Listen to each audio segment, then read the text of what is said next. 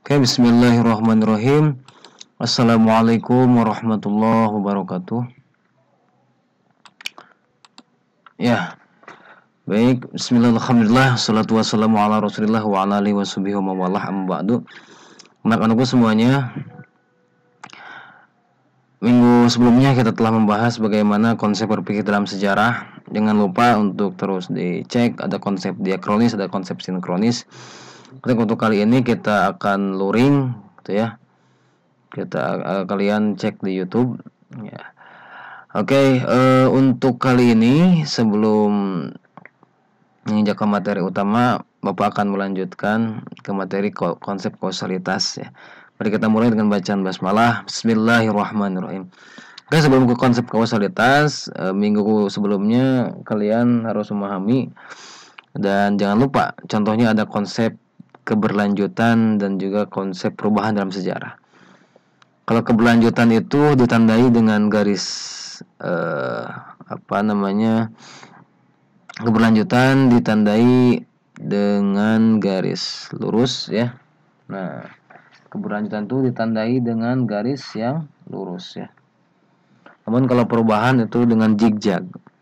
Nah, itu, ya. Jadi keberlanjutan itu terus berlanjut dan dalam jangka waktu yang lama. Kalau perubahan dalam jangka waktu ada yang sempit, ada yang lambat, ya. Tapi berubah. Nah, itu, ya. Jangan lupa itu.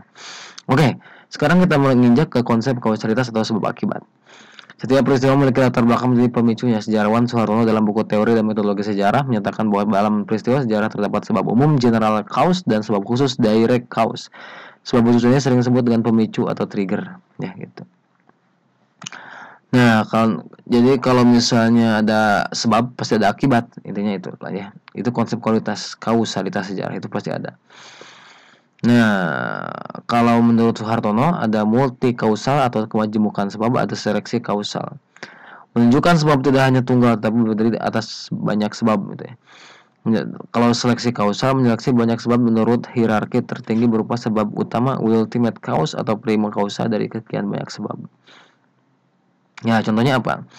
Contohnya ketika adanya bom Hiroshima Nagasaki 6 sampai dan 9 Agustus tahun 45.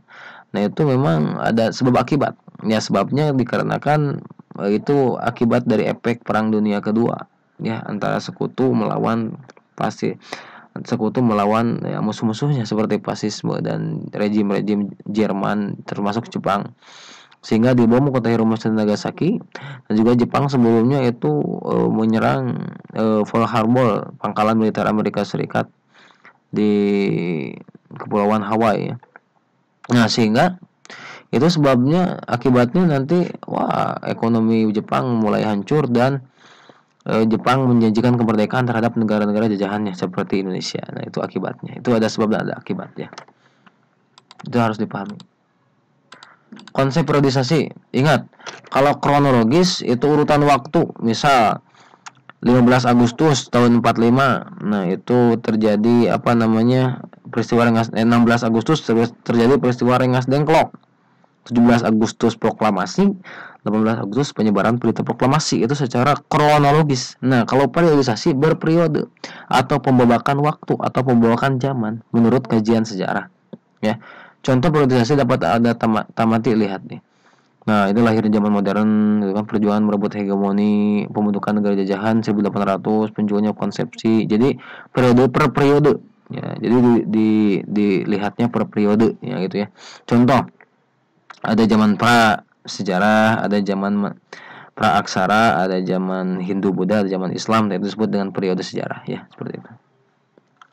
Itu konsep periodisasi harus dipahami. Oke, bereslah bab 1. Nah, kita menginjak ke bab 2, kehidupan masyarakat Indonesia pada masa pra-aksara atau pra-sejarah. Ini perlu dipahami dalam masa pra-sejarah pra-aksara. Nah, ini sejarawan masih memperkirakan waktu-waktu masa itu, gitu ya.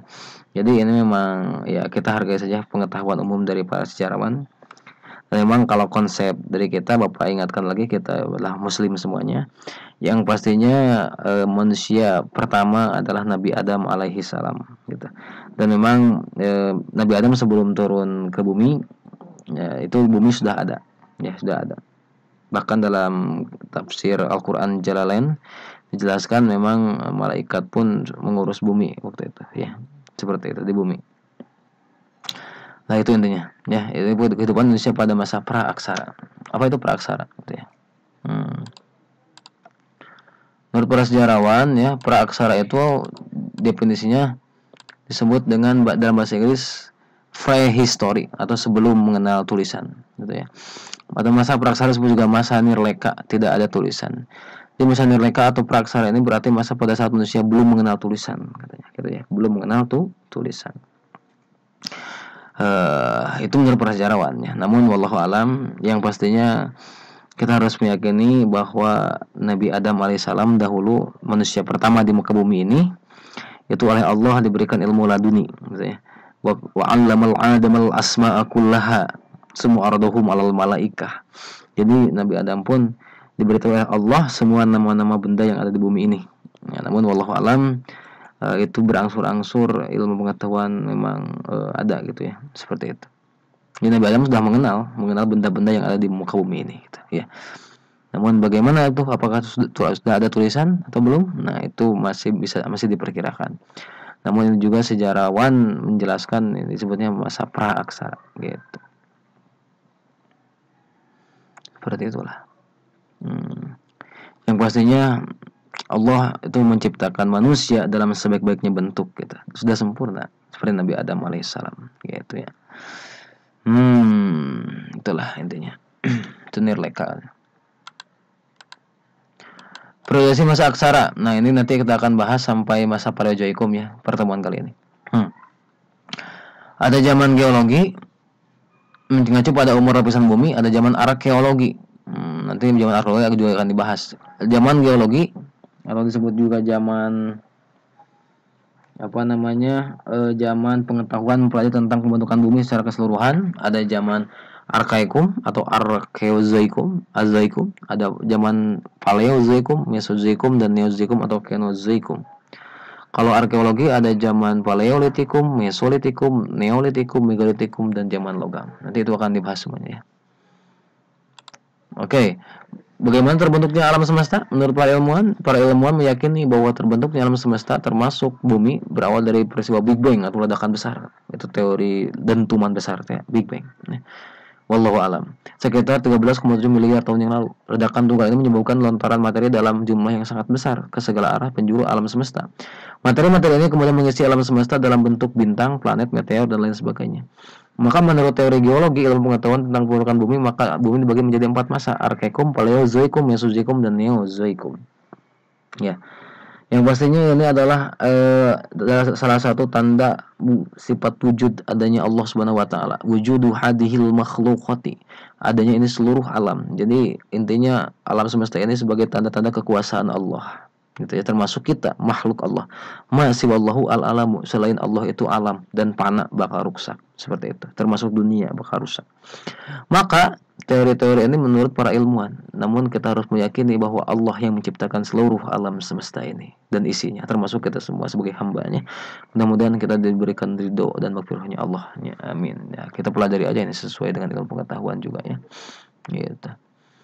Kita bahas sekarang Arkaikum dan Paleozoikum. Untuk pertemuan selanjutnya nanti Mesozoikum, Neozoikum ya.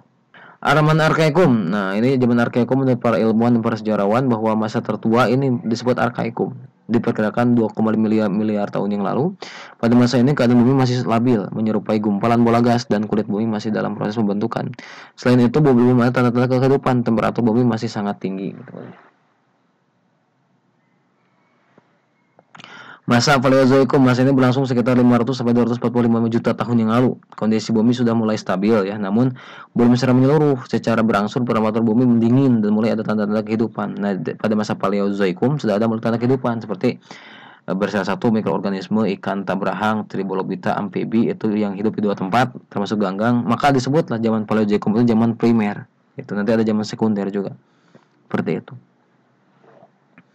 Jadi intinya kita harus meyakini memang sebelum Nabi Adam turun ke bumi itu sebagai sebagai khalifah gitu ya. Qad qala rabbuka lil malaikati inni zailun fil ardi khalifah. Jadi Nabi Adam itu diturunkan ke bumi juga untuk menjadikan khalifah fil ard, gitu, pemimpin di muka bumi ini. Namun sebelum Nabi Adam turun dari surga ke muka bumi, bumi itu sudah ada.